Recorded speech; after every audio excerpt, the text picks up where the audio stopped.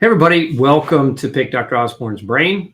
We've got a fantastic New Year show for you today. If you've got questions you'd like me to answer, go ahead and start typing those into the feed now, and I'll do my best in the next hour or so to get your questions answered.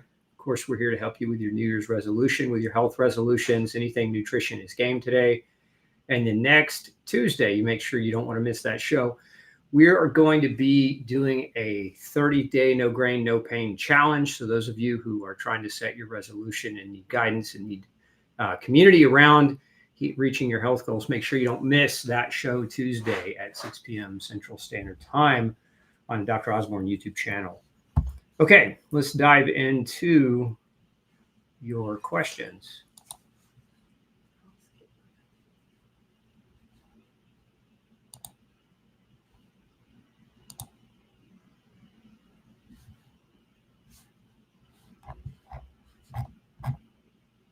Here we go. Sorry, we got a slow feed today. Must be the cable networks need a New Year's resolution to go faster. Let's see. Kanan says, hope you're doing well. Post shingles, I developed gastritis and SIBO, likely from nerve complications, slowing motility and MMC. Would palmitoyl-ethylenamide help? Probably not. I mean, it wouldn't be my first line of choices. You know, if you develop gastritis after shingles, then the likelihood that that you had viral disruption of your mucosal lining is probably pretty strong. Where I would probably navigate in that regard would be something like GI Soothe, which is a mixture of aloe vera and deglycerinized licorice and other mucilaginous to coat and line the intestines and the stomach. I'd also, if you haven't formally been diagnosed with SIBO, again, that's one of those that kind of, a lot of times people get a misdiagnosis. Is it SIBO or is it not?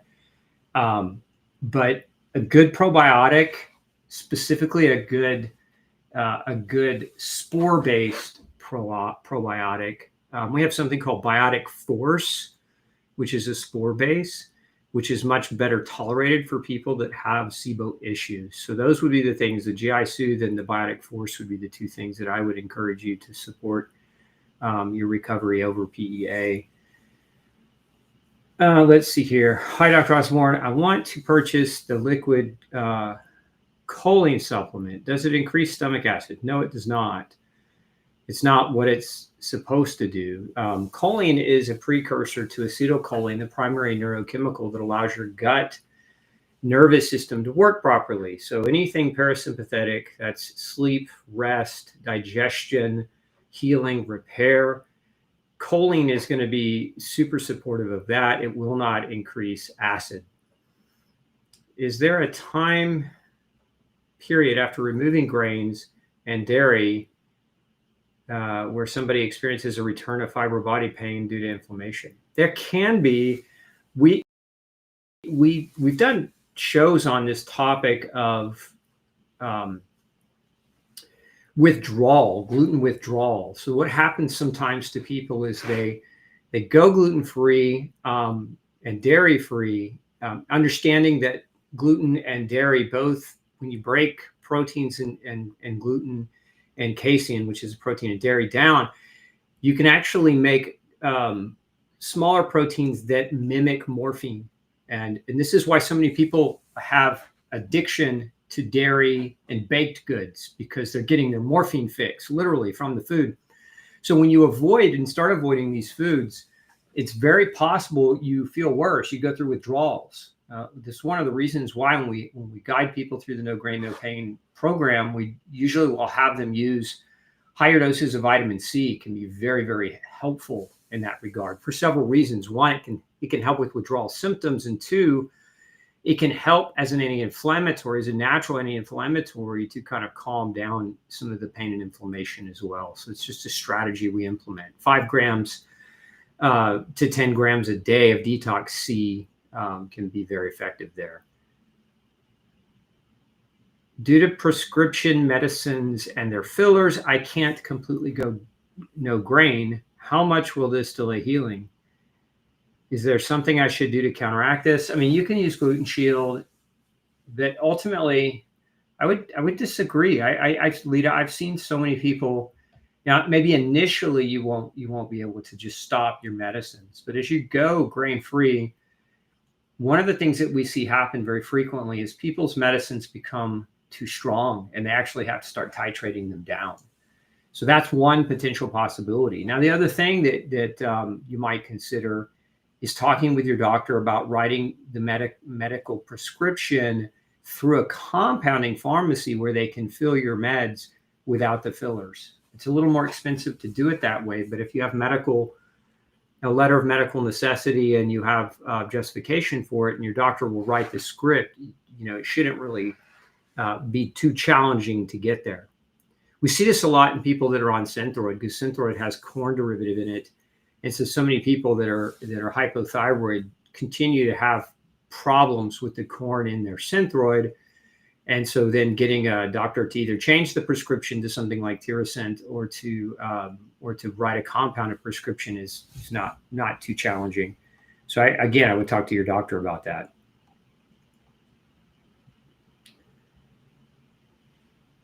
My vitamin deficiency test with Gluten-Free Society found low leucine and low isoleucine. Can you elaborate on these nutrients and what they are for and possible causes of deficiency in foods to eat to prevent deficiency? Sure. So isoleucine and leucine are amino acids. They're not vitamins. They're amino acids. Now, remember, amino acids are the constituents that make proteins, the building blocks that build proteins. And specifically, leucine and isoleucine fall into a category of amino acids called branch chain amino acids, BCAA. Now, if you've ever done any weightlifting, serious weightlifting or bodybuilding, you probably are familiar with this concept that most bodybuilders take branch chain amino acids extra because it helps them recover. These amino acids are crucial to the healing and repair of muscles. And so so this is especially imperative if you have muscle aches, muscle pains, fibromyalgic-like symptoms, myalgias, etc. These are very important for supporting your muscles' ability to heal and regenerate. So leucine and isoleucine play that role. And we do have, Queta, we have a BCAA product that contains leucine and isoleucine. And what you would want to do in that regard is take 6 capsules a day. Now, these are capsules that are in powder. You can break them open and mix them into a smoothie if you're averse to taking that many pills. But that's a really good way to get those levels elevated, aside from eating a lot more protein. Animal protein, especially meat, muscle meat is going to be a great source of leucine and isoleucine in the diet. As far as possible causes of deficiency, default back to these 3. There are a lot of causes and potentials for why people develop deficiency, but these are the 3 big ones. Number 1, you're not eating enough of the nutrient. So maybe you're on a lower protein diet, or maybe you're just not getting enough protein to meet your body's needs. This is a common thing. We see people, wanting to go plant-based or do more plant-based foods, for their health, and then they end up protein malnourished, and then their leucine and isoleucine levels start to drop, and then they don't heal from their workouts, and then that problem just progresses. But not eating enough is reason number 1. Reason number 2, if you have a gut problem that's hindering your ability to absorb and digest, and this could be a number of factors. I mean, gluten is probably one of the more common that we see, causing gut damage and then leading to malabsorption. But other things can cause malabsorption and gut damage as well. Taking non-steroidal anti-inflammatory drugs, taking steroids, taking antibiotics, number of medications that impact or affect the GI tract. And we've done entire shows just on medicines that can cause gut damage, leaky gut, and absorption problems. And then there are surgeries too. So for example, many people get their stomachs stapled, and they have what's called like a gastric bypass, like a Roux-en-Y gastric bypass. These are things that certainly will reduce protein absorption. Taking antacid medicines, when you block acid, will reduce the absorption of amino acids. So a lot of things that can cause or contribute to that deficiency. But those are the three big reasons. You're not eating enough, your gut's damaged, and then the third reason is you have an underlying inflammatory situation where your body needs more than what you can provide through the diet. And that those are very common reasons that you want to focus in on and ask, are those your reasons? Let's see here. I'm struggling with PMR. Define PMR. There's too many medical acronyms for me to guess at you, Jenny. So type in what you're referring to.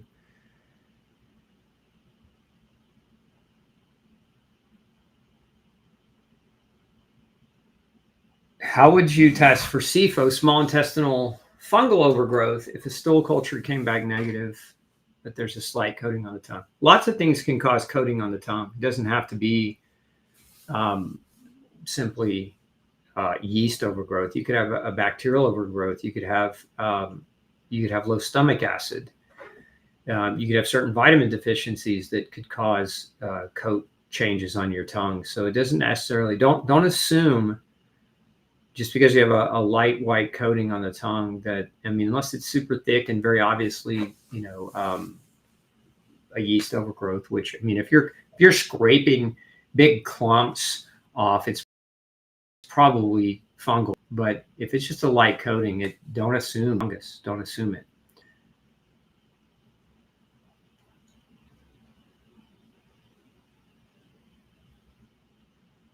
Nicole says, hi, Dr. Osborne, recently found you, purchased, read, and continue to reference your book.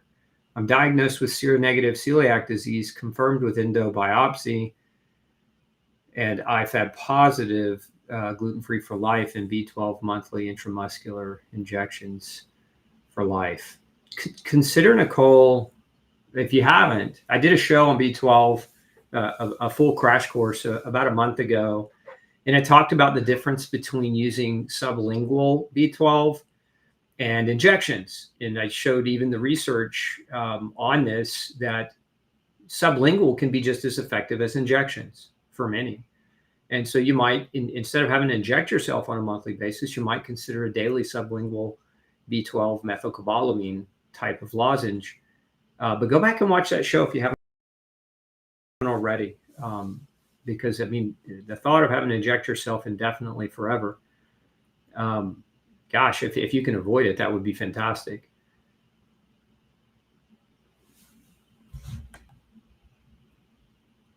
Have you had any patients with ALS? What's the best course of action? Jim's asking.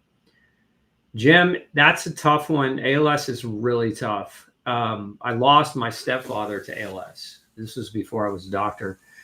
But if it's a tough illness, there are a lot of triggers. In his case, we believe it was the inhalation of metal dust. He worked in a metal shop for decades. But I've seen gluten be a contributing factor in ALS. I've seen heavy metals, toxic metals. I've seen one of the big ones is mold exposure. So I would definitely look into those three potentials. As far as the best course of action, work with somebody to get proper testing done for autoimmune triggers, because ALS is autoimmune. And so what are the triggers? Food, chemicals, microbes, and nutritional deficiencies. Get tested for those four things, and you'll be on the right track, at least in terms of how to support your diet, your lifestyle through it to navigate that.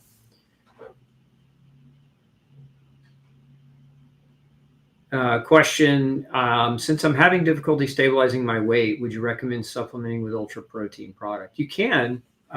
If you mean stabilizing your weight as increasing your weight, to put weight back on and to put muscle back on, yeah, more protein could be a key factor. But ultimately, too, if you are a biopsy positive celiac, Nicole, meaning you mentioned that a moment ago, you also, depending on how long you've been gluten grain free, you may consider a follow-up biopsy, and you may not. It's kind of one of those things. A lot of GI doctors want to do a follow-up biopsy just to make sure the villus atrophy is healing. because that may be another reason why somebody can't get weight back up after the diagnosis, is that their villus atrophy is persisting, and so they're still malabsorbing. So calories being equal, if you're eating enough calories and you're getting in enough total energy from your food and you're still not putting weight on, then the suspicion would be that there still can have some villus atrophy that hasn't fully healed, or you've got some other things that are going on that might also be contributing to that. And so again, what do we see most commonly in people with celiac and non-celiac gluten sensitivity? Many of them are allergic or sensitive to other foods that they're continuing to eat. Many of them are malnourished from the prior years of gluten-induced intestinal damage, and it can just take some time to recover. Many of them have behaviors beyond gluten that are not conducive to good health, that make them continue to still struggle. For example, they're getting exposure to things like fast foods and processed foods, ultra-processed foods. We know these things can have a villus atrophy damaging effect. So there are more things that cause villus atrophy than just gluten. I think that's one of the hallmarks that GI doctors fail to mention when they're making the diagnosis. Because, for example, steroids can cause villus atrophy, antibiotics can cause villus atrophy, vitamin B3 deficiency can cause villus atrophy, folate and B12 deficiency can cause villus atrophy, chemotherapy can cause villus atrophy. There's a lot that can cause villus atrophy beyond gluten. And if you haven't been assessed for those things, it's probably a good idea, if your weight's just not coming back up, if you're getting enough calories and calories from protein. Now, if you're not, start there. Start with getting more calories. But then if you're still not putting the weight back on, you want to dive into some of those other aspects.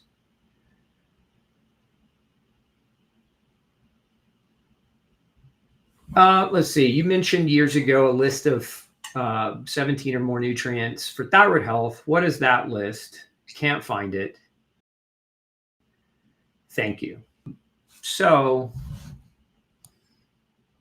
if you do a search for thyroid, let's see here. I'll see if I can find it real quickly for you. Give me just a second.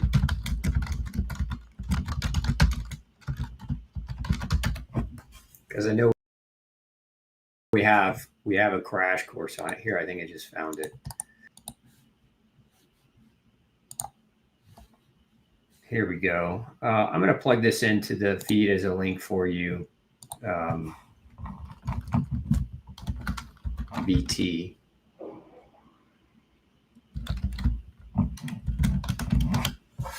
Okay, just plugged it in, so you should see that popping up in the feed. Can you ever eat gluten again? Can you outgrow gluten intolerance if you're only sensitive? No, it's genetic.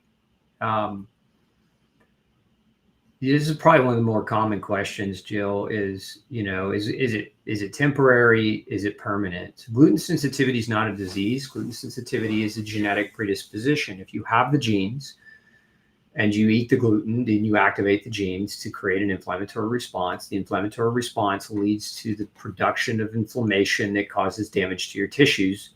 For some people, that translates into celiac disease. For others, it translates into damage to other tissues, oftentimes referred to as extra-intestinal manifestation. So you can get, gluten-induced damage of muscles, of joints, of the thyroid, of the liver, of the skin, of the heart, and pretty much any other organ. And so if you are gluten sensitive, there's no going back. You just keep it out of your diet.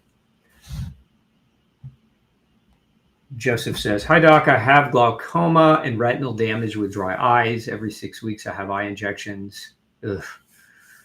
Have darkness and grayed out vision. What can I take going gluten-free? Start with going gluten-free for sure. I would look at getting yourself nutritionally tested. You can do vitamin and mineral deficiency testing through Gluten-Free Society. If you're not familiar, I'll put a link in for you. But one of the things that can gray out or create vision disturbance, very easily is vitamin A deficiency. We also see zinc deficiencies contribute to that. So you might consider getting tested for those things, because if you're deficient in them, you can have the best diet in the world, but you're not really going to make a comeback if if you don't address the deficit. So I'm putting a link in for micronutrient testing, Joseph, so you have that there for yourself. Which prokinetic is most effective for stimulating the migrating motor complex? None. I mean, prokinetic drugs, why do you want a drug? Look, your body knows how to heal itself. So many people gravitate toward the medicine without asking first the question, why do I have a problem with my migrating motor complex? What is neurologically damaging me to the level that my gut's not working? And I've got, delayed gastric emptying or a slower peristalsis. And there are a lot of reasons why that can happen. Food allergy, food sensitivity is very common. Yeast overgrowth, bacterial overgrowth in the gut are common triggers for that. Nutritional deficiencies, specifically like vitamin B1, magnesium deficiency, choline deficiency, can all create problems there. So get those things tested.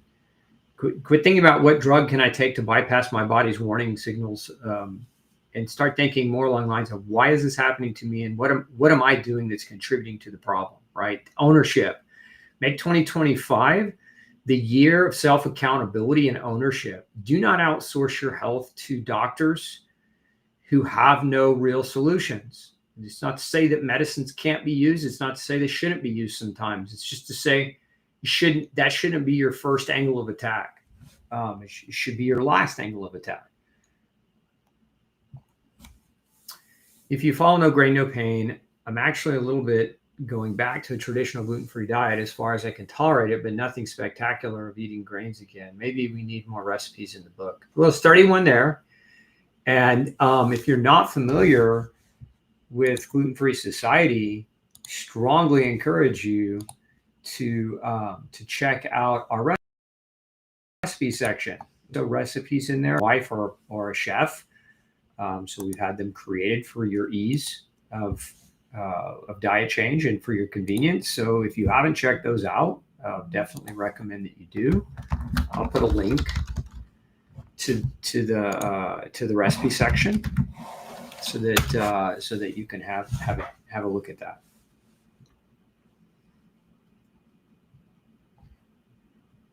After 18 months off whole grains, my poop has gradually changed for the better, and I have seen your video on poop shape and consistency, but my question is, should stool float or sink in the toilet? It depends on what you're eating. It's not like it's got to be one or the other. What you really want to, if stool floats, if you're eating out like a ketogenic diet and you're a high-fat diet, you might have floating stool because fat generally tends to allow stools to float more effectively. So that's not necessarily a pathological problem unless the color of your stool is super, super light, like clay or tan color. Now that's malabsorption of fat, but I wouldn't worry so much about whether or not your stools are floating or sinking. I would worry more as to the form and the shape. Are they well formed? Do they come out? Do you have a mess when you go to the bathroom, or is it a relatively easy clean? Because that's what it should be. Let's see. I had burning mouth syndrome, and my PCP told me that there was not enough research, so basically no tests. Yeah, fire your PCP. His job is not to speculate on, because there's plenty of research on burning mouth syndrome, by the way, for him to at least ask decent questions. And so for him to not investigate, he's just lazy. He's lazy. He's not doing his job. So move on. Biggest things I see causing burning mouth syndrome: zinc deficiency, B12 deficiency, folate deficiency, mold exposure, heavy metal or toxic metal exposure, mercury amalgams in the mouth can contribute to it. So you've got to look at all of those things and you got to do a deep dive. And if your PCP is so lazy that they won't sit down and have a conversation to help you with it, it's time. But guys, make 2025 the year of self-accountability. Your PCP should be your partner, but should not be your boss, right? It should be a conversation. It shouldn't be a dictatorship with your doctors. The reason our healthcare is in such dire straits and it's such a mess is because we've had this blind trust in people that basically, really, if you want to boil it down, the average doctor is so influenced by pharmaceutical companies and pharmaceutical influence over medical schools and curriculum that you've got to ask questions. You've got to question them because there's so much bias in the field. And if you look at the track record of medicine, it sucks. We spent what $4 trillion last year in the U.S. on healthcare, and we rank last amongst industrialized countries as far as health. So we spent more to the order of tenfold more than any other country, and we rank last. It tells me we're doing it wrong, right? Empirical data doesn't lie. So why, anyway, find somebody who's willing to listen and somebody who's willing to investigate. Your doctor should be like the Sherlock Holmes in your life that helps you, listens to you, has empathy with what you're going through, and doesn't just dismiss you because they're either lazy or because your insurance won't cover something that they should be ordering anyway. Insurance coverage shouldn't dictate doctor decisions. And so don't let it. If we all stand up and stop falling to that, then ultimately at the end of the day, we'll get doctors to change. You can force the change of your doctors, because if you don't go to them, what's the point in paying for insurance if insurance doesn't cover anything that's worth a crap that helps you? So spend your money wisely on healthcare providers that actually listen and help and care and will investigate.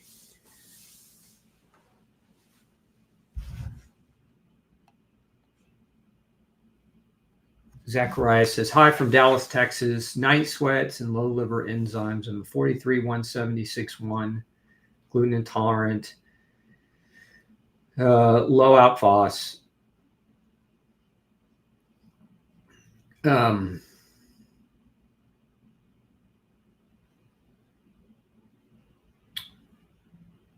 So the biggest question here is why are you having night sweats? There's a lot of reasons why night sweats can occur, but if your diet's dialed in, meaning if you're gluten sensitive and you're grain-free, Zachariah, not gluten-free, grain-free, follow no grain, no pain. If you haven't done that already, do that first. And if your night sweats go away, you have an answer. But nutritional deficits, certain nutrient deficiencies can contribute to night sweats. You could have some environmental exposures that are contributing to that as well. I see a lot of people with heavy night sweating that have mold in their background. And so that may be something you want to also have investigated. As far as your low liver alk phos, is it liver alk phos or is it just your blood alk phos? Because it's, the blood alkaline phosphatase test that most doctors run, it doesn't differentiate between what's coming out of your liver and what's coming out of your bone. Bone also releases alkaline phosphatase. So if it's low, it could be an indicator that it's going to be more challenging for you to digest animal protein, because low alk phosphatase is necessary to digest protein, and that may hinder your digestion and absorption of nutrients, especially as it relates to eating animal protein. So that would be something I would look into. What's the main cause of nosebleeds? My 15-year-old son frequently gets them, and it scares me because a lot of blood clots come out, or a lot of blood comes out. My experience, spontaneous nosebleeding very much linked to gluten exposure, he says. So I don't know if your son's gluten-free at this point, but maybe consider that or consider getting him tested.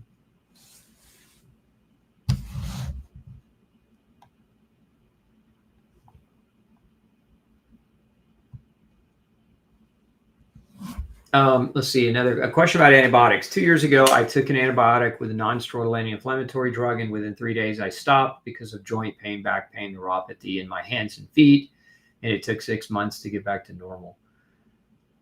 What should I do in the future if there's an emergency and I need to take an antibiotic? Well, if it's just an emergency and it's going to save your life, you take it. But you make dang sure that you need the antibiotic, because a lot of doctors, I call it the just-in-case antibiotic, right? They don't really confirm whether or not you have a bacterial problem. They just suspect it and put you on the antibiotic. Do a culture and sensitivity test for bacteria so that you know what you're dealing with. And if they're not doing that, then they're speculating as to whether you need the antibiotic. It happens every day, all the time.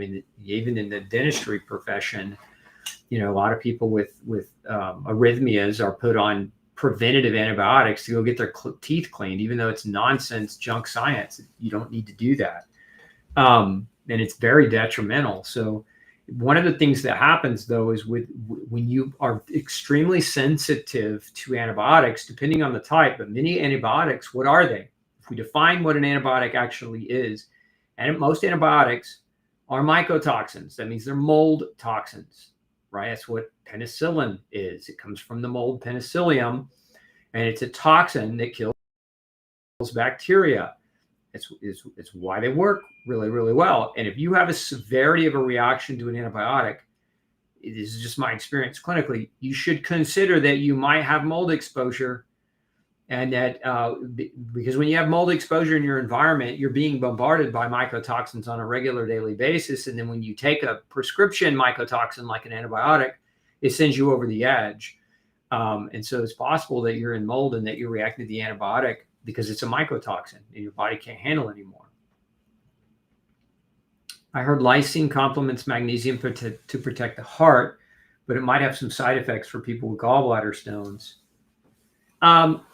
The biggest thing with lysine is not so much gallstone issues as it is too high dose of lysine over too long a period of time will disrupt arginine metabolism and can increase the risk of problems there associated with arginine. Now, if we're trying to say, okay, what are those? Excuse me. A lot of those have to do with blood pressure regulation because arginine is a precursor to nitric oxide, which is the substance that vasodilates or allows your blood vessels to expand, allows them to dilate.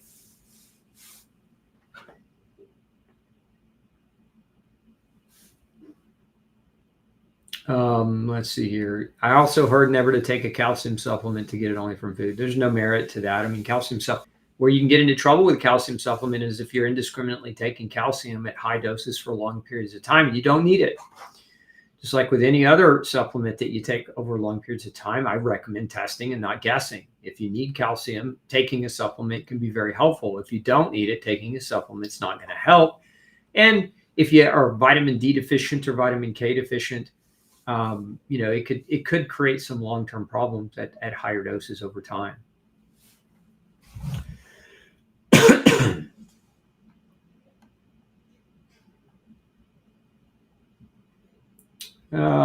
Could high blood pressure correlate with eye problems? Absolutely. The vessels, the smallest vessels in your body are your eyes and your kidneys.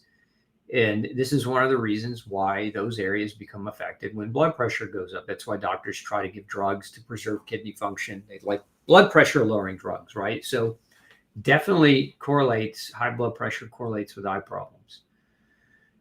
So you got to figure out why you have high blood pressure. Lots of things that could cause it, could trigger it. You should watch my crash course, Kara, on blood pressure so that you can get a better idea of naturally what things that you may not be doing that you should be doing or what things that can contribute to it.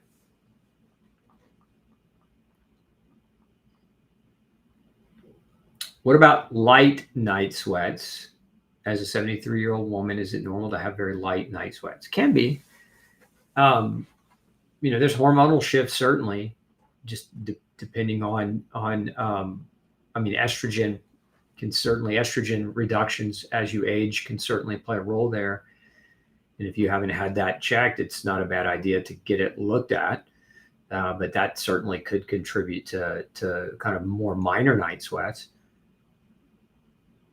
I became extremely depressed day 4 of the gluten-free diet. How do I continue? Does cutting slowly work? There's no one size fits all, Randall.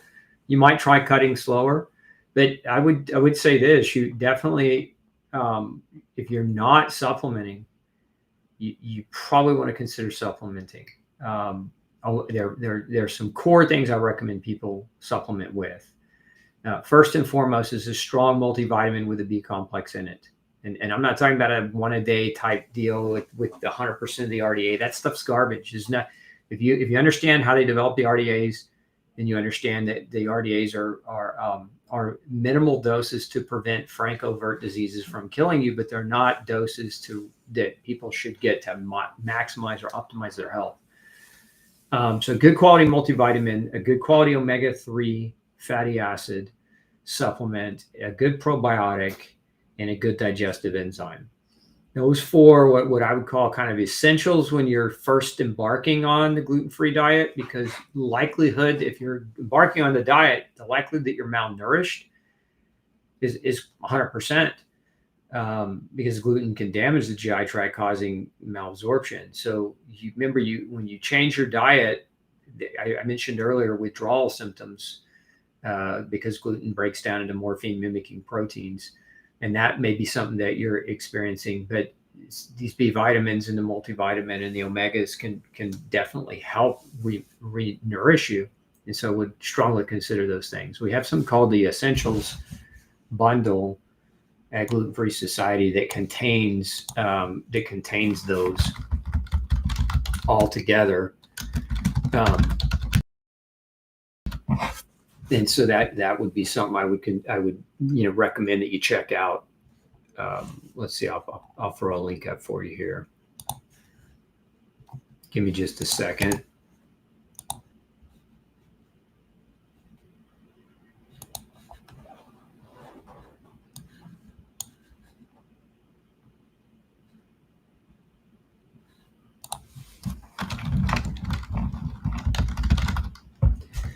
Here we go. Just found it. There you go. I just sent that your way, Randall.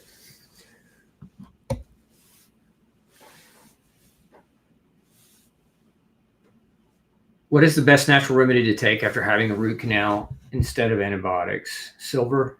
Silver is very effective as a natural if you're trying to avoid the antibiotic route. Now, if you've got a major fulminating infection in your mouth and your dentist is recommending you take that antibiotic to treat the infection, to take the antibiotic or have the conversation with your dentist. I don't want you to ignore the advice of your doctor over the opinions that I have. But silver, ionized silver, can be very effective as a natural support there. And I'll put that up for you, Valentina.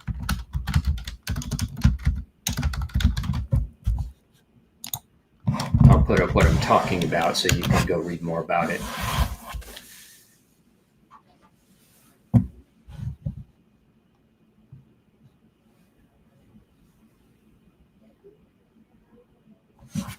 Statins for 20 years, cholesterol 112. Doctor thought it was great. I quit statins 10 years ago, finally got cholesterol up to 174. I eat all the fat I can eat. Is there any other way to raise cholesterol? Not really. And that, I mean, look, as long as it's above 150, you're probably just fine. I wouldn't worry about needing to get it up higher than that. But 112 is dangerously low. As a matter of fact, Dale, in men, cholesterol, when it drops below 150, increases suicidal risk. You need cholesterol. Cholesterol, it does so much. It's a precursor to testosterone and estrogen and progesterone. It's a precursor to CoQ10. A rate limiting step for mitochondrial energy production. So you don't, these doctors that are out there throwing statins at high doses at people to get their cholesterol. I've heard cardiologists say, I want your cholesterol to be 0, which is asinine at best. So don't let them push that stuff on you to the point where it's having a detriment.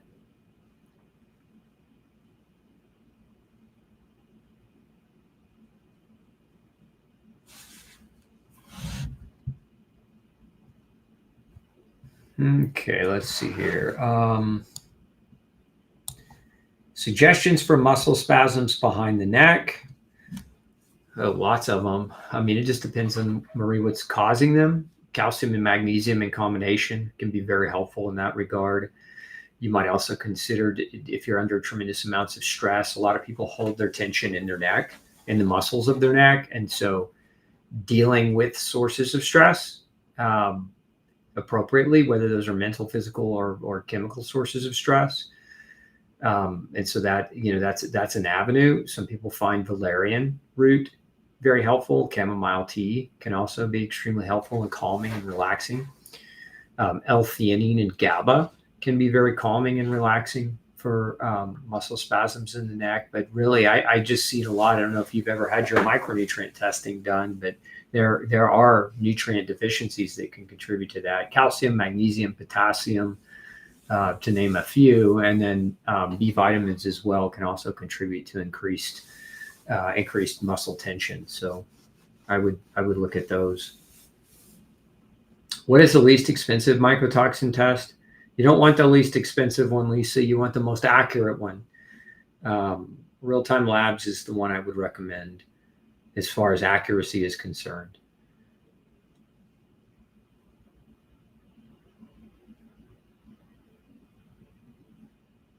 What supplements do you recommend to help with nutrient absorption? A good digestive enzyme, something, I mean, you could use Gluten Shield, or you could use we have an enzyme product called Ultra Digest. But just for supporting overall digestion and nutrient absorption, those work well. Now, if you don't have a gallbladder, you might also consider something called Lipogest, L-I-P-O-Gest, G-E-S-T, as a supplement as well.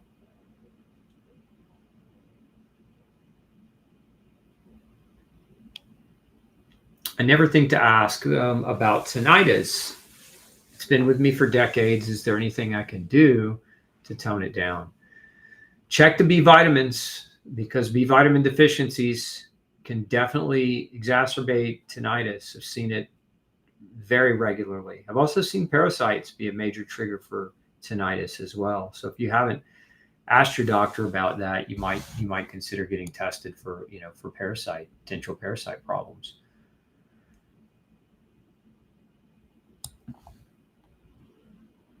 I have always an AFib, have defibrillator, pacemaker, any suggestion to naturally normalize blood pressure. Watch my video on blood pressure, Mary. There's so much to unpack there. There's minerals like potassium and magnesium that can help with AFib. There's nutrients like taurine, which is an amino acid that some people find extremely helpful. B vitamins, especially like B12 and folate, I've seen be contributory. But you also have to make sure that you're not eating foods that are driving the sympathetic nervous system response, because a lot of people with AFib are being exposed to either food or environmental agents that create fight or flight. And that, remember, your heart, the center of your heart is the third largest nervous system in your body. And when you're in a sympathetic overload, you're going to contribute to neurological problems within the heart itself.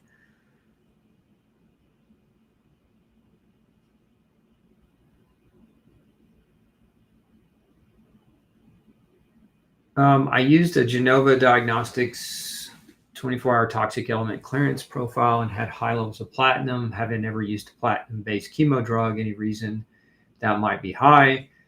Could be a lot of reasons. Check your water. Those tests, those urine tests like that, I don't really rely heavily on,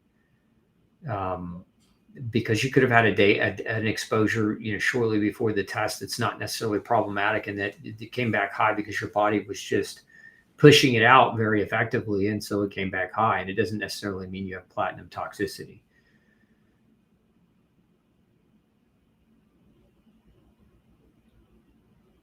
Let's see. Low ferritin iron serum taken after 5 weeks of a no grain, no diet. Iron was 79, ferritin was at 7. Doctor said it's in the normal range and fine.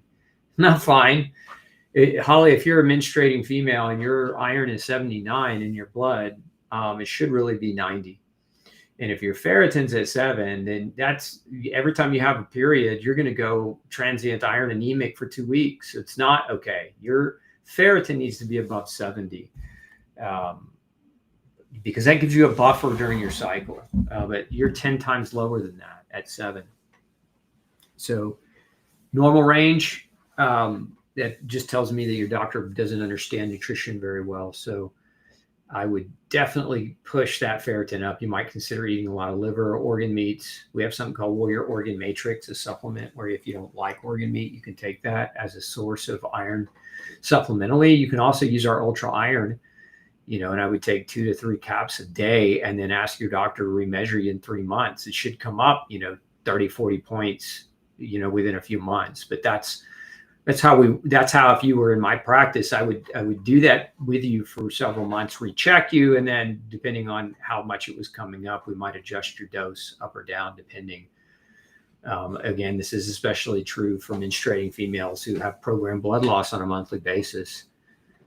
Any tips for bruxism and TMJ? Check your magnesium. Bruxism or clenching of the jaws or teeth is a very common side effect of magnesium deficiency. So I would definitely look at that as a possibility. Is there any merit to the presence of E. coli in penile tissue of people suffering from erectile dysfunction? I haven't seen any. Choline. I haven't seen any direct evidence of E. coli contributing to penile dysfunction or erectile dysfunction. That doesn't mean there isn't any evidence. I don't know everything, but certainly that's not something that would be on the top of my radar. Most men that suffer from erectile dysfunction is not because of a bacterial nature. Generally speaking, it's diet, lifestyle choices that they're making that are causing vascular inflammation. And I would say that would be my first suspicion.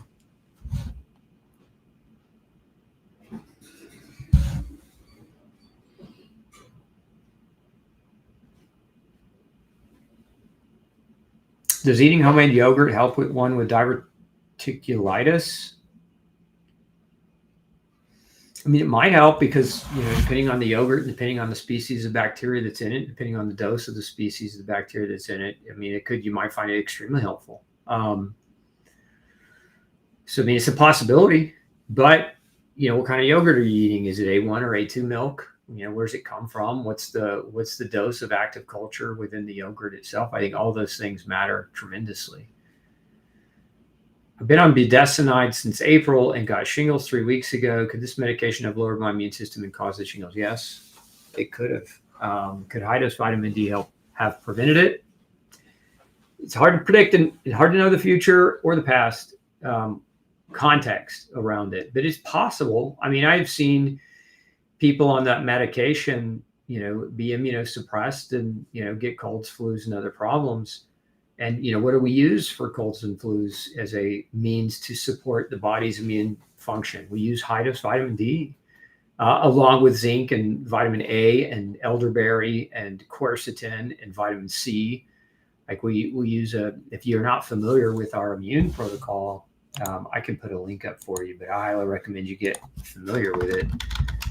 The question right now, a lot of people are dropping, this is, I guess this will be me and my conspiracy theorist mode,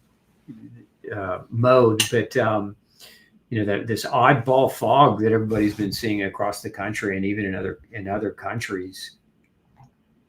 I've seen, since this started, I've seen so many people dropping around me with colds and flus. Is that part of it? Don't know. Can't say for sure. We don't have any analytes of the fog, so don't know for sure. But right now, I can tell you what I'm doing is I'm following this protocol right here. I'll put a link in. And I've got myself, my son, and my wife all doing the same thing because I want to do as much as I can to give my immune system this greatest strength to protect me from environmental poisons that may or may not be present in the fog. Let's see here. There's a connection between cholesterol and thyroid function. When my TSH was 88, my cholesterol was 360. Do you have a question there? Not sure. Or is that just a comment? Does gluten-free work for pemphigus vulgaris? I've seen it. I've seen people with pemphigus vulgaris improve tremendously on gluten-free diet, Sarah. So it's not to say it's the only reason that condition could exist, but again, it certainly won't hurt you to be on a gluten-free diet.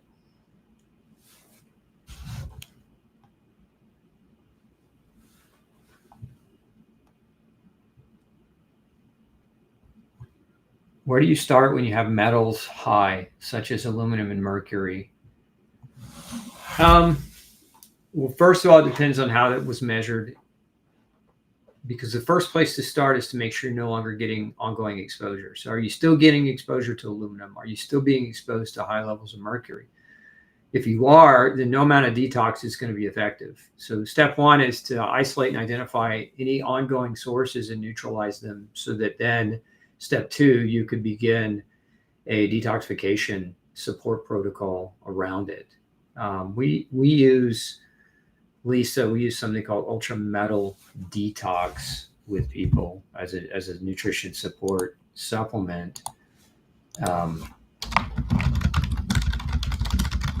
I'll put a link up for you here if you want to read more about it.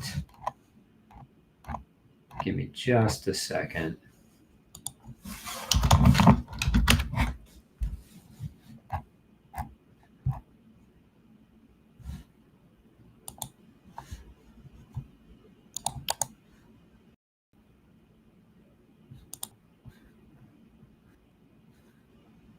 Here we go. Coming your way now,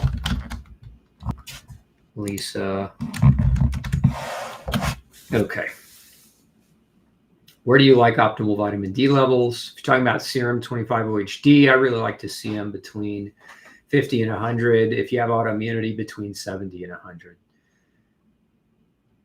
My mother has a severe blepharitis on her eyes, heavy inflamed and hanging eyelids. What can we do without thinking about surgery?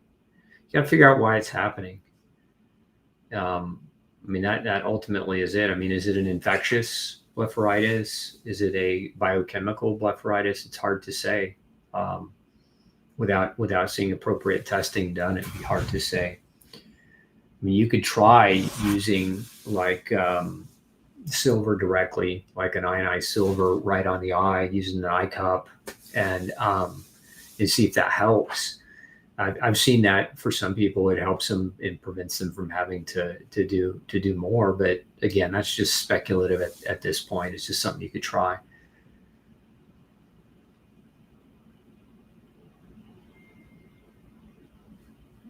I'm 60, 60-year-old woman who has had a complete hysterectomy. What would you suggest me to do for hormones?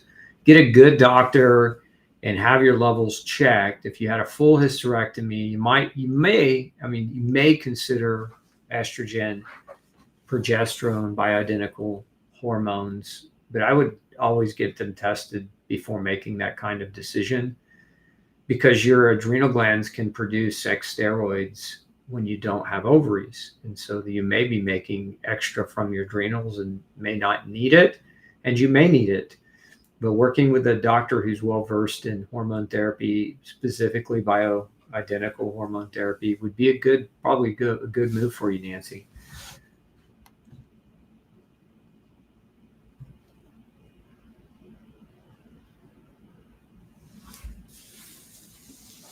Question about which type of test to measure metal toxicity. Depends. A really good place to start is urine testing for what's called pre and post urine provocation. So these tests, you wake up and collect your first urine of the day, and then subsequently you do a secondary test where you take chelating agents, and then you take your urine for 6 hours. That's called post-provocation. But those two are going to be pretty accurate. If your pre-test comes back high in metals, it means you have ongoing exposure. If your pre-test is normal, but your post-test comes back high, it means you have bioaccumulation of metals. And so that's one of the better ways to get metals looked at. And there are some benefits sometimes to hair testing as well. But starting with urinary provocation, that's probably the best way. Blood tests, not so great. The body has a proclivity to shove toxic metals into neural tissue or fat tissue. And so generally your body clears it out of the blood, because if it's floating around in your blood, it's doing damage to your tissues, and your body's smart enough to get it out of the blood. And so again, it stores it in your tissues.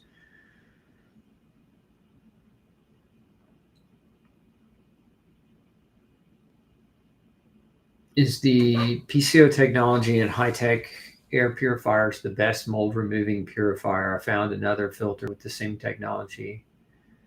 I can't speak for what you found. I recommend high-tech on a regular basis as a mold preventative type of unit to have in the home. But I can't speak for the other unit you're talking about. Some people talk about the same technology. We get that all the time with nutritional testing. It's the same technology, and then when we start looking at what they're actually doing, it's not the same technology. It's just misleading marketing. So it's hard to say. I wish I could answer your question, but without knowing that company and being able to research that company, it's hard to say.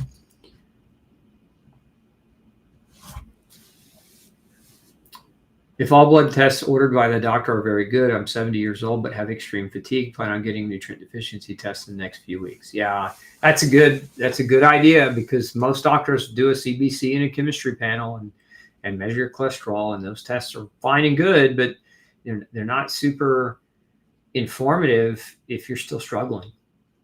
What type of magnesium do you recommend? I've been taking magnesium citrate sporadically. Depends. We have a product called Ultra MG. Ultra MG, and it has 3 different types of magnesium in it. But any good Krebs chelate magnesium is a great place to start.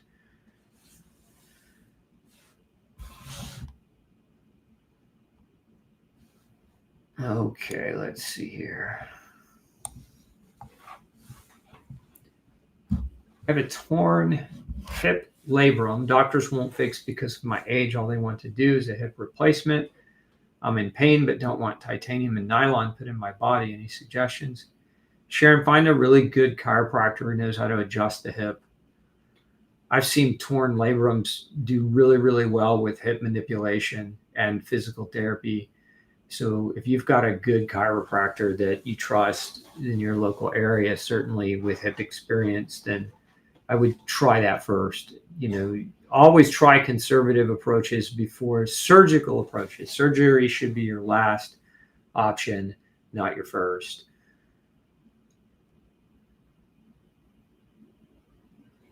I have an appointment with you in 2 weeks. Should I just get or wait for your analysis? Wait.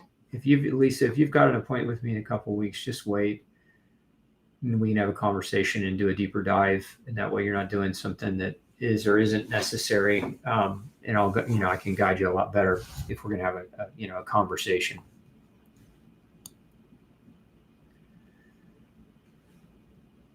Let's see here. Hashi's TSH has never reflected what my body's condition. Taking NDT or SIN, my TSH goes undetected and FT3 skyrockets. At very low levels, T3 only worked, but docs don't like that. Any ideas? Well, I mean, if you have Hashimoto's, that means either your TPO or your antithyroglobulin antibodies are high. So the bigger question is not what medicine can you take, but the bigger question is what's driving the autoimmune response. It's 4 triggers for autoimmunity: food, chemicals, microbes, and nutritional deficiencies. Get them checked, get them tested, because manipulating your medicine may or may not help you. But medicine manipulation, remember, anytime you try to bypass the body's natural ability to heal and repair or to warn you about what's wrong, it's a losing proposition. It's why we have the sickest country in the world, even though we spend the most money on medicine. It speaks for itself. The outcomes speak for themselves. When you throw a bunch of money at something, it's just like our school system. So we throw all this money in the public schools and we have terrible education. No offense to any of you teachers. I know your heart's in it. You're trying to do the best job that you can.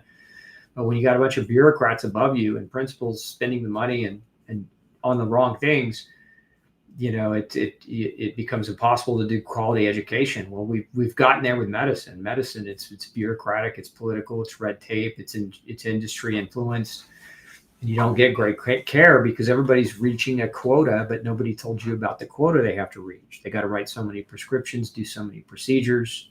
Most of private practice has been bought out and they're owned by corporatized medicine, and that takes the human out of it. It takes the empathy out of it, and it just puts people in place, doctors in place, who generally they're under tremendous pressure, and that's just not something that's shared publicly. I have several really great doctor friends who've retired because they couldn't handle the pressure, because it was unethical pressure that was being put on them. So the only way the system changes is if you force the change with your dollar bills.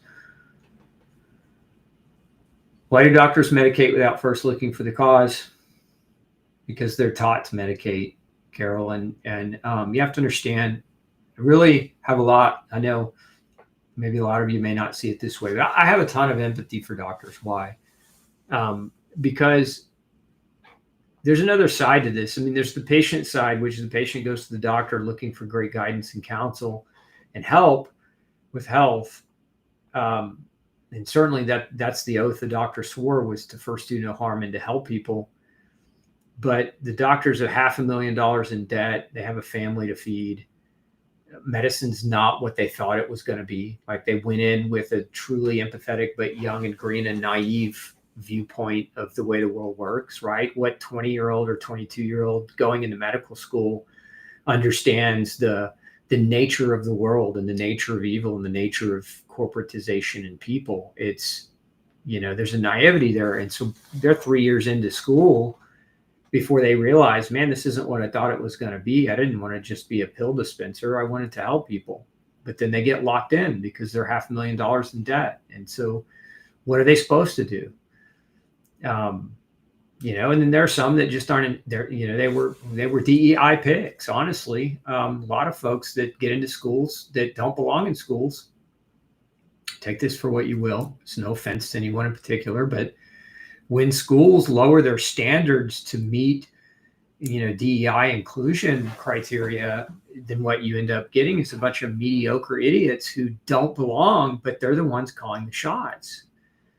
We want the best of the best, then you have to have a standard. You have to have a grade standard, and you have to have, a school standard that filters out people that don't belong. We just don't have that anymore. So what you get, and what we've gotten over the last decade and a half, 2 decades, is, doctors that are graduating who don't fully understand the scope of things because they weren't intelligent enough to get in, but they let them in and then they just kind of let them pass.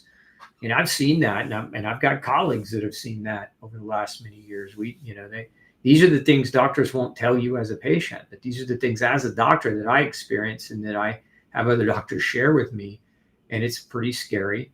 So, I mean, it's not, I think their intentions are great, but I think the outcome of what actually happens and what we've allowed happen to our medical societies is just been overly influenced by greed. And so here we are. So why do doctors medicate without first looking for the cause? It's because that's what they're taught. And because so many are led into school that aren't smart enough to think about the cause. They want an easy solution. They don't want to be questioned, and they don't want to be challenged. And if you challenge or question them, they take offense to it. And instead of looking in the mirror and saying, how can I be a better doctor? They look at you and say, get out of my office and take your medicine or go away. Because why? They can do that because there's a long line of 10,000 other sick people behind you that will just be quiet and trust them. And until that changes, we're not going to get any major change. Even with the election outcomes and the Make America Healthy Again movement, we're not going to get any meaningful changes unless people start demanding the change. But the people have to demand it. It starts here. It starts with you guys. But we're under tremendous. We're fighting a tremendous battle. I mean, all you have to do is look at my YouTube channel. I would argue that there are a lot of really smart doctors on YouTube, but pound for pound, if you look at, we have 1,900 videos. Of the highest level caliber you could imagine. I mean, you could share my videos with doctors, and they would probably get a lot more education than they received, in their graduate training. That's the level of caliber of our videos. Yeah, YouTube continues to censor this channel. I sometimes watch my subscriber list fall over the course of a day instead of grow. And maybe it's just because I'm too honest and offensive, that offends some people, but I don't think so. I've seen the suppression firsthand ever since we talked about vitamin D during the epidemic, or during the pandemic rather. But anyway, point being, you've got to demand the change. Does gluten cause sleep apnea? It can. I've seen sleep apnea go away with gluten-free diets, so certainly I would put it on the list of things that gluten could contribute to or cause.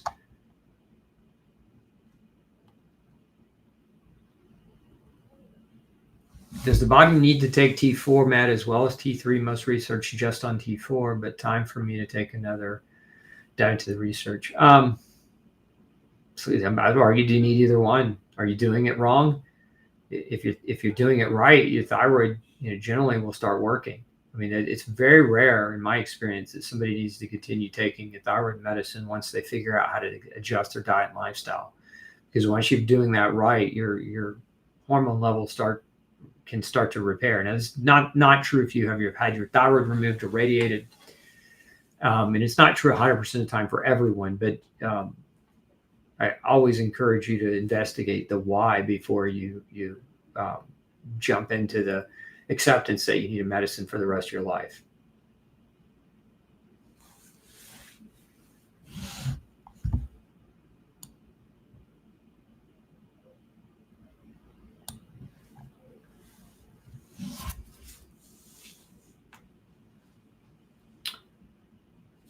My daughter was prescribed Luvox for OCD. What does that mean, OCD? I know obsessive compulsive disorder. I know what it means, but what does that mean? Psychiatric diagnosis, and it's, in my opinion, it's a nonsense diagnosis. Most people that have been diagnosed with OCD have B vitamin deficiencies. My opinion of any medicine, any kind of psychiatric medicine, whether it's OCD or whether it's ADD or ADHD or bipolar or schizophrenia or any of the others that are neurological mental disorders, if you haven't looked at your nutrition and your vitamin and mineral status first, because the whole thing that what the doctors, what the psychiatrists will tell you is that it's a chemical abnormality in your brain causing the problem. Well, what's the chemical abnormality? Well, we're not sure. Well, then how do you know it's a chemical abnormality? If you're not going to objectively test for chemical abnormality, then how can you subjectively guess at a very potent medication that has a tremendous list of litany of side effects? So that's my thought on Luvox.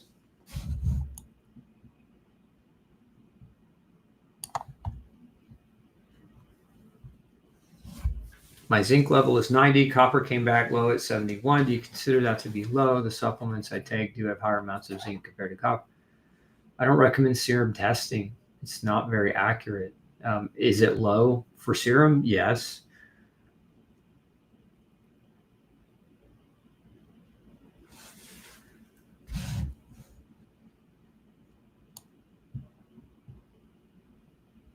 My gut health coach says that if I correct my gut health, that everything else will correct. I don't know that I believe that. What are your opinions? Gut health is pretty important. But gut health isn't going to solve a sprained ankle. Gut health isn't going to solve, biochemical micronutrient deficiency per se. Gut health isn't going to solve a mold intoxication issue, right? So it depends. I mean, there's some people where, that if they resolve their gut issue, then their health does fall in line. So there's some truth to that. I mean, I think it was Socrates that said all health ends and begins in the gut. Again, I don't believe that 100% of the time, but I'd say if you're working with a health coach, great. But what are they telling you? It's hard without context to really evaluate that statement very well and very accurately or effectively, Margie. But it's a great place to start for sure. Gut health is a great place to start. Nourish your gut, right? If you do things that damage your gut, it's going to damage your digestion, your absorption. It's going to damage your waste removal system. And that's going to create a lot of potential problems downstream outside of your gut. And but question is that the only problem you have? Healing your gut's not going to fix a lack of exercise or a lack of sleep. You see what I'm saying? Like it's just more to it than that.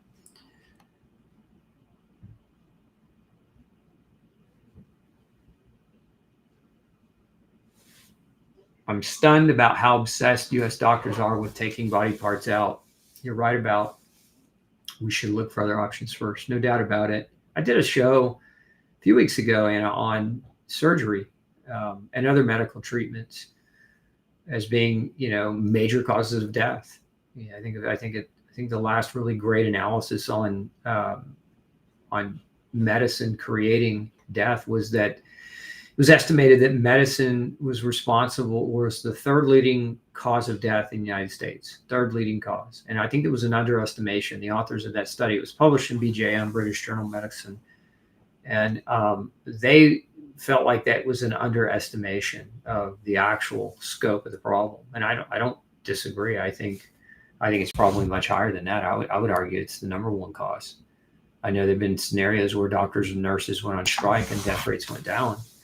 That's not to say that close the emergency rooms down. I think emergency rooms save lives every day. But I think when you're talking about chronic inflammatory illnesses and chronic autoimmunity, we have the worst healthcare system in the world. It doesn't make sense to medicate things that are lifestyle induced. It makes sense to educate people and to put the health of people and the responsibility of people's health in their own damn hands instead of trying to socialize it and spend everyone's tax dollars to fix everybody's poor eating habits with drugs that don't actually fix the problem. How to fix post-COVID vagus nerve issues, fix the brain or stomach. I've tried a lot of supplements and therapies. The oligosync scan says I'm very low in phosphorus. I don't know that I would rely on an oligoscan. Look, if you got post-COVID issues that are still happening, it's just my experience, take it for what you will. But pretty much every case I've seen of post-COVID, long COVID, persistence has had mold in the background, meaning that person was living in a moldy home and COVID took them down and the mold kept them down.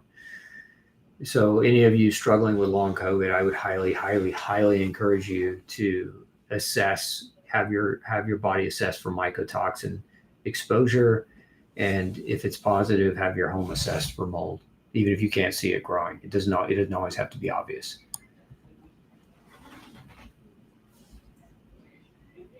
What do you think about plain organic AT yogurt that's not grass-fed? I wouldn't eat it. Why? It's not grass-fed. That cow was fed genetically modified. Well, maybe he wasn't fed genetically modified grain. It's fed grain. One of the things we know if you're gluten sensitive is we know in humans that gluten can pass into breast milk, into mother's breast milk.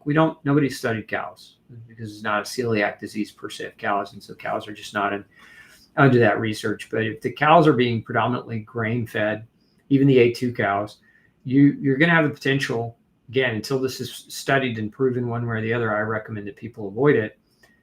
Potential for gluten in that dairy. The other issue is the quantity of nutrients changes when you grain feed cows versus when they grass feed. They have lower levels of vitamin E and vitamin A. They have lower levels of CLA.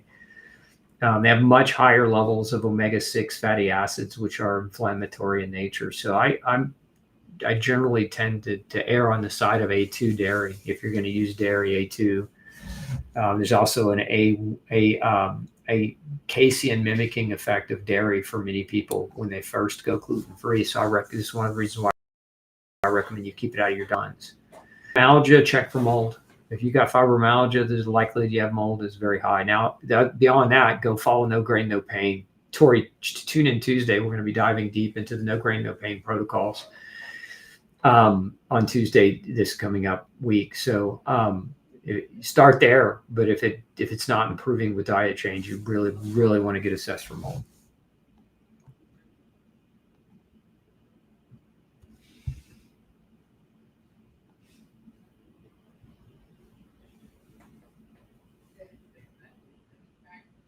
Thoughts on caffeine? Should we avoid it? It depends. I think I'm not anti-caffeine, but I am anti. I just say that there are different terminologies that people use for quantities. So for example, gosh, this was 20 years ago. I had a patient one time. She said, Dr. Osborne, I only drink 1 cup of coffee a day. And so knowing, people have different definitions of quantity, I asked her how big her cup was. And then she proceeded to raise her hands up and say, it's one of those 70-ounce free refill mugs from Stop and Go. So in her mind, right, it was 1 cup a day. In my mind, 70 ounces of coffee is like a pot of coffee. And so you're killing yourself with that much caffeine.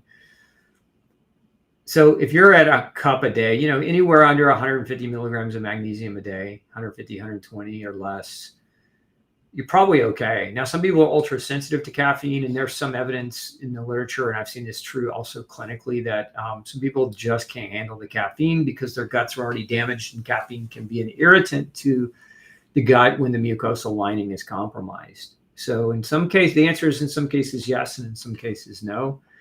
And this is why No Grain, No Pain cuts out coffee and tea in the No Grain, No Pain phase 2 aspect of the diet. It's for that reason. We're trying to minimize people from being exposed to caffeine if they do have, we're working under the assumption they have mucosal damage to their GI tract, because so many people with gluten sensitivity do.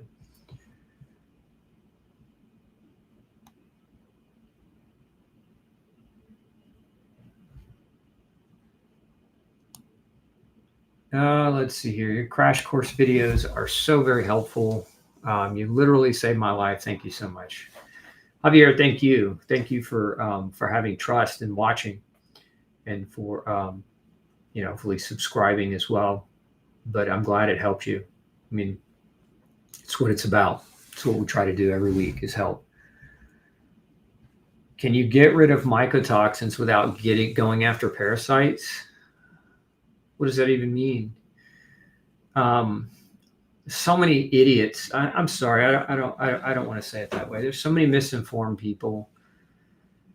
And not offense to you, Caldwell. I'm talking about. I know where this is coming from. There's just so many influencers online that say you can't do this without going after parasites first.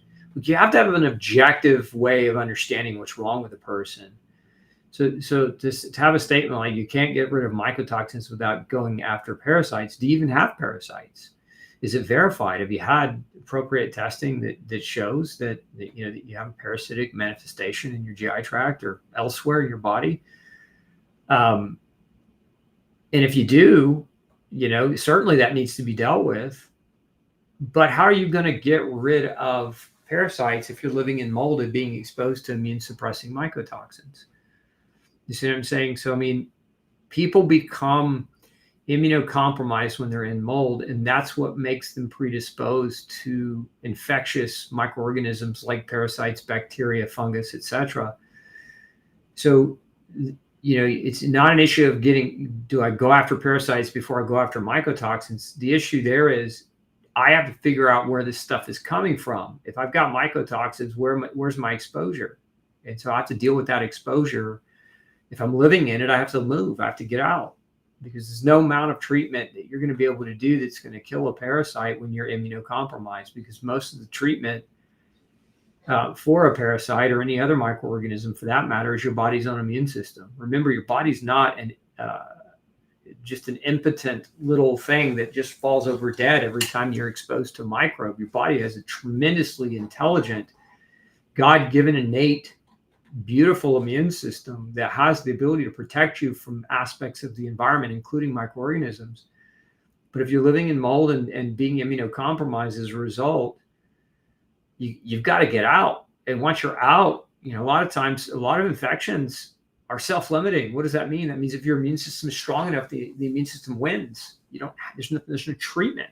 You can win if you're not immunocompromised. It's not always true, but it can be very true. So anyway, I hope I didn't come across as irritated by you or the question. It's just that there's just so much lack of knowledge out there on going after the real problem. Do you have a YouTube class on addressing blood clots? No, but that's good. That's a good one, Choline. Maybe we'll look at doing that. A mixed decaf with caffeinated. That's maybe better at lowering your caffeine, but may not be enough for some.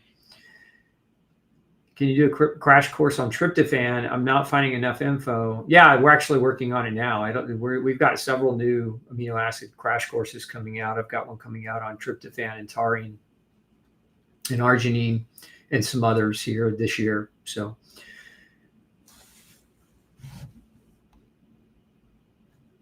what's your opinion on Ozone I don't recommend ozone as a treatment option for mold. Now, there are doctors that'll ozonate your blood, and that's not the same thing. I'm talking about ozone generators in your air, ozone generators in the house. One, ozone destroys plastics and other petro materials. It degrades them. So, like if you've got seals, silicone linings or seals around your tile or around your shower or around any other aspect of your house that's holding your house together, ozone destroys that. It breaks it down. So it's very detrimental to the inside of your home. And then number two, aside from it destroying your items, it destroys your lungs. Ozone's not good to breathe in. I mean, it's not a good thing. It's not a good therapy, in my opinion, as a means to try to go after mold. Hydroxyl ions are a much better option for mold prevention in your air in your home. But if you've got mold growing in your home, you got to have it remediated. You have to have it removed. I mean, no amount of air filtration and no amount of hydroxyl ions is going to stop mold. If you have a mold problem, you have to stop the mold problem. Okay, I think we're up on it. We've been going an hour and a half almost. So, reminder, we're in 2025. We're going to be doing a kickoff challenge next Tuesday for No Grain, No Pain. Make sure you come in, and we're going to do a deep dive. And then next Thursday, we'll do a live Q&A again about the No Grain, No Pain protocol for those of you not sure. We've also got some fantastic information coming to you in 2025 on mold. I'm going to put this in the chat. If you haven't visited and signed up yet, strongly encourage you to do that very thing. Going to moldjacked.com. This is where we're housing all things mold.